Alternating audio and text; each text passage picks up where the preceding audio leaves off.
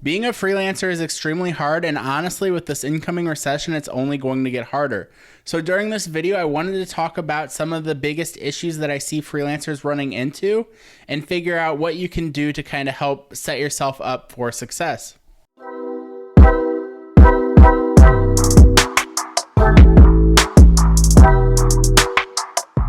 What's up, guys? I'm Kris, a freelance photographer and digital artist, and for the past 3.5 years, I've also been a freelance web developer.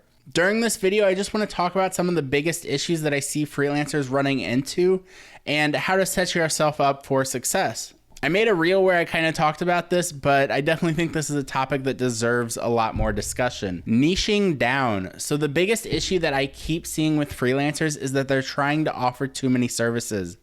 I was on a local freelancer's website the other day, and she literally offered web design, graphic design, video, photography, social media ads. What else? Let me look at this. Office management. That's 7 different services. There's literally no way that you could be doing all of those services well enough to offer them as a freelance. And I understand that as creatives, we have to wear a lot of hats. So you've probably ran like I've definitely done some Facebook ads in the past, but that doesn't mean that I should be advertising that I'm a social media ad expert, because honestly, I don't know the first thing about social media ads. I was able to figure it out and make it work for a specific client, but I'm not sure that I could recreate that for somebody else. So why would I be advertising that? Because what's going to happen is they're going to come to me. They're going to say, hey, I want ads done. I'm going to take their money. I'm going to spend their money on ads, and I'm not going to make them a return, and they're going to be pissed off, and I'm going to get a bad review. So I know it seems counterintuitive, but you really need to focus in on like 1 or 2 services that you offer and just focus on providing those to your clients.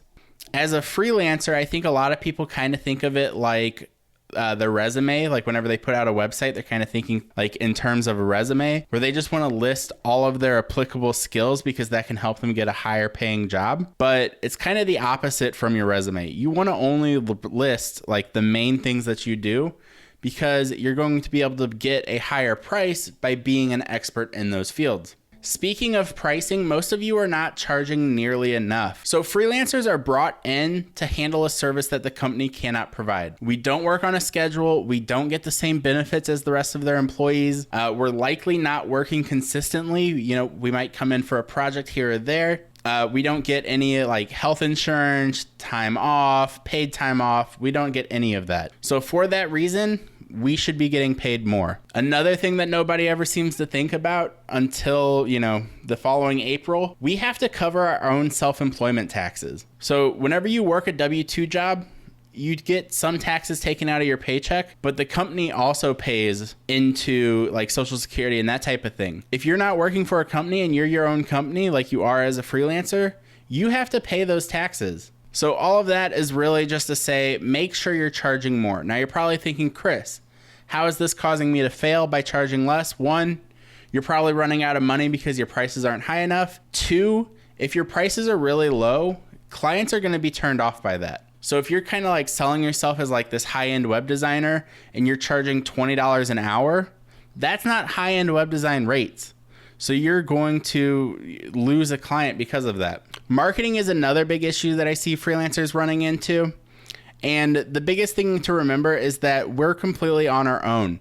So even if you're working with another agency, you're still on your own at the end of the day. This is a trap that I actually recently fell into for my web work.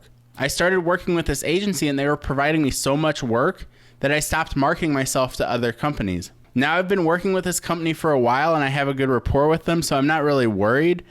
But if they decided tomorrow that they no longer needed a web designer, I would be screwed because I haven't been marketing myself. Even if your schedule is completely full, you still need to be posting on social media and doing stuff to kind of drum up business for yourself.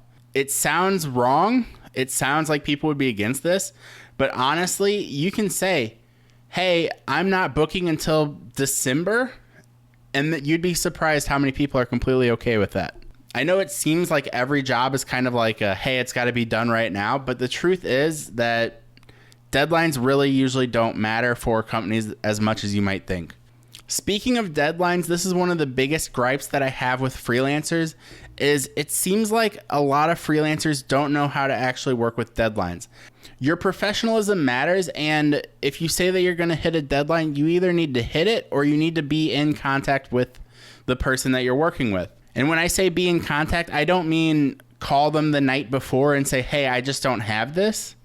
You need to be talking to them weeks ahead of time and saying, hey, I'm really busy next week, so I don't think I'm going to be able to have time to finish this. What can we do to work around that? Because whenever you're a freelancer, a lot of times you are working on a team or you're working with other people.